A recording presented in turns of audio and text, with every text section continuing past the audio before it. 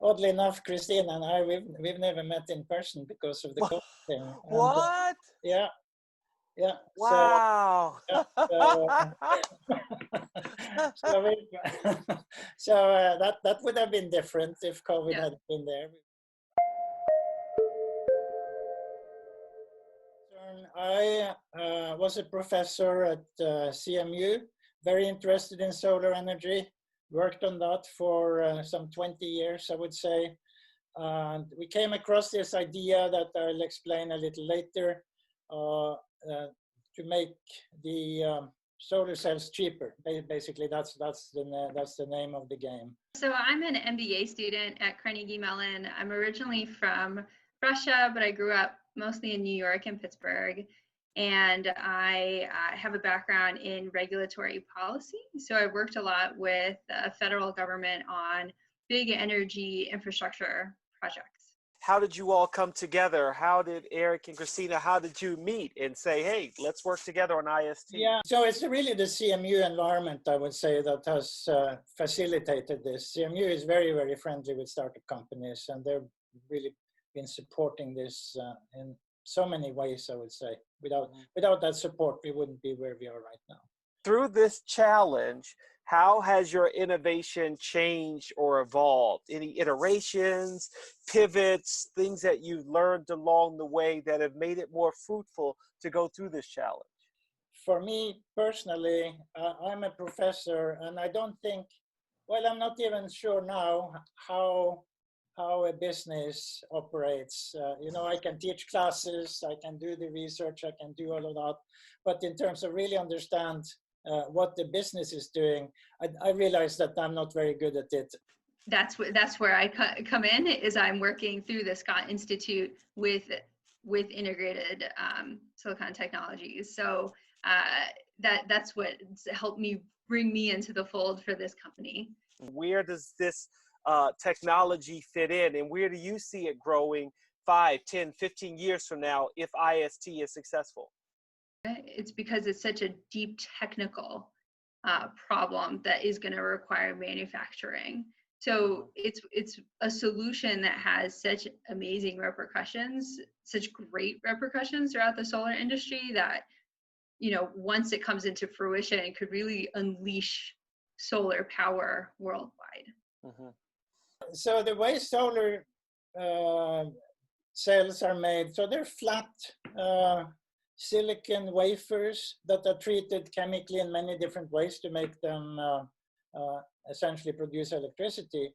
Where we sit in this picture is to make the wafers cheaper. And how do we do that? So we take the silicon, we melt it, and then we cool it down from the top, and we freeze a thin sheet, just like you would freeze ice on water. And then we pull that out continuously. So we don't need to do any kind of sawing or any kind of that sort. So the material losses are reduced, not to zero, but like 5%, something like that.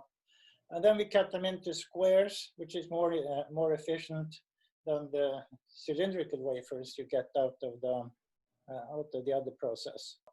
Currently, the best wafers that industry make are made a process. They pull up cylinders, large cylinders of monocrystalline silicon, which is the raw material, and then they cut off the tops. They're called tops, and tails get cut off the cylinders for the cylinders, and then they saw it up into very thin wafers, at like 2 or 3 sheets of paper maybe.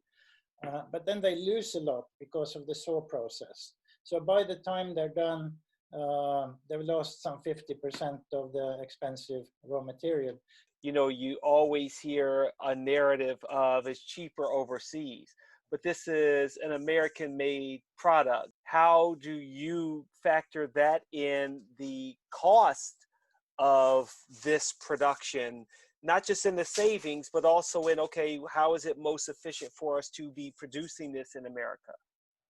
Right. So, you know, to your point, so 98% of all solar panel components are made overseas, but our economic analysis shows that with this automation and better utilization of inputs, that we're actually cost competitive with suppliers in Asia. It's really exciting because that hasn't happened in years in the US. You know, we talked with the largest solar cell manufacturers in the world right now, and they're all very, very intrigued about this, but they all say, well, show us the wafer, and then we'll talk. And I get that. And so I think winning the prize, we can show them the wafer towards the middle of next year. Not winning the prize, I think it might take us another 2 years before we'd be there. Yeah. What has this pandemic done to help or hurt your growth, IST's growth as a company? I mean, I guess it's good that both of you are in Pittsburgh, but I imagine, you know, not being able to go on campus, do some of the research, or is your research considered essential? The labs have been closed, so we haven't been able to go in and do the experiments that we wanted to do. So that's kind of set us back. They closed in March, and here we are in August. I'm hoping to get an email tomorrow telling that we can get into the lab again tomorrow. It's such an exciting field right now. There's so much going on, and the amount of solar plants that are going in the ground, it just keeps rapidly increasing. So I think, you know, trying to find a step in the supply chain that could be improved is the way to go.